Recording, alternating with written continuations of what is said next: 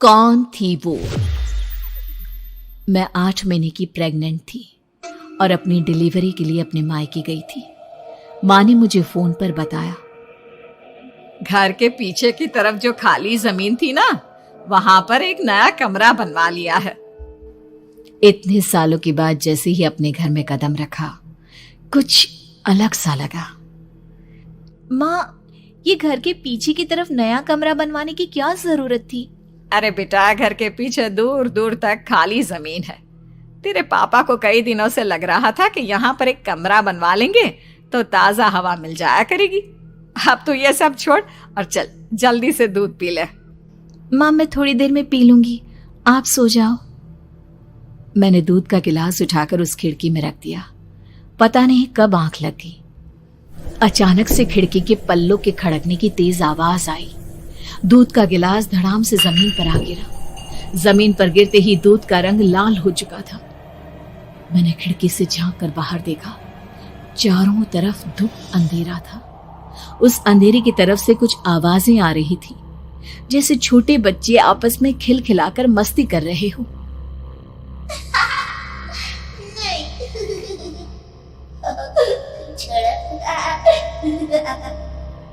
इतनी रात को इतने घनघोर अंधेरे में बच्चों की आवाज कैसे आ रही है?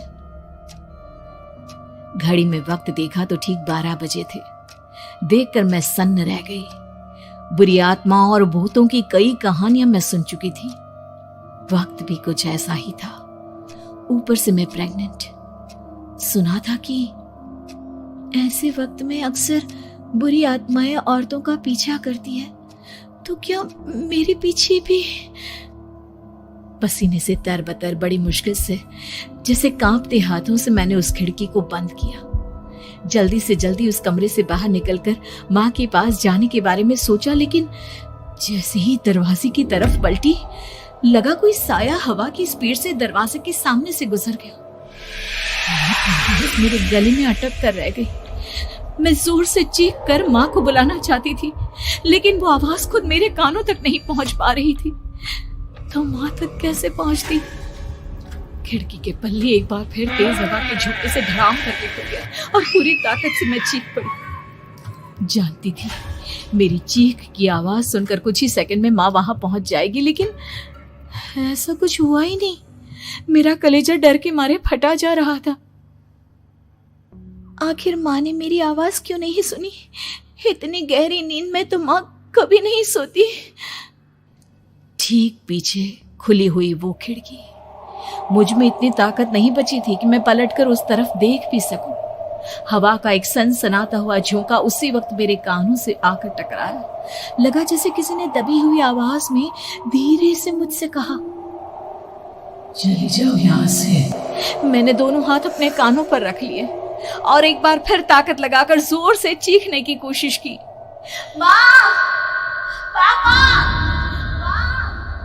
मेरी आवाज उस कमरे की दीवारों से टकराकर वापस मुझे ही सुनाई दे रही थी।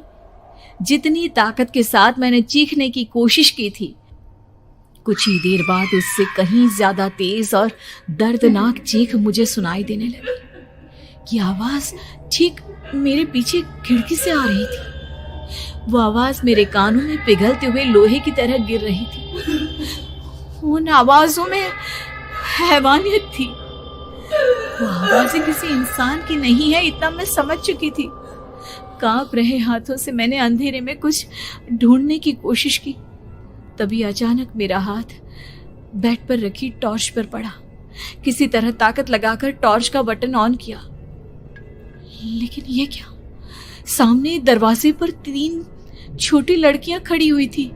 उनके हाथ में स्टील के चमचमाते हुए चाकू थे। मैं घबराकर लड़खड़ाई और पीछे की तरफ हटी, लेकिन तब तक वो मेरे पास आ चुकी थी। उनकी गर्दन टेढ़ी थी और उनके हाथों के वो चाकू मेरे पेट को निशाना बनाने को तैयार। मैं जोर से चीखी, नहीं, छोड़ दो मेरे बच्चे को, मत मारो, मत मारो, छोड़ दो मेरे बच्चे को। सोनाली, क्या हुआ बेटा? तू इतनी डरी हुई क्यों है? उठ बेटा, क्या हुआ? हड़बड़ाकर मैंने अपनी आंखें खोली। देखा तो दिन निकल आया था। माँ मुझे जगा रही थी। मेरा चेहरा पूरा पसीने से लथपथ था।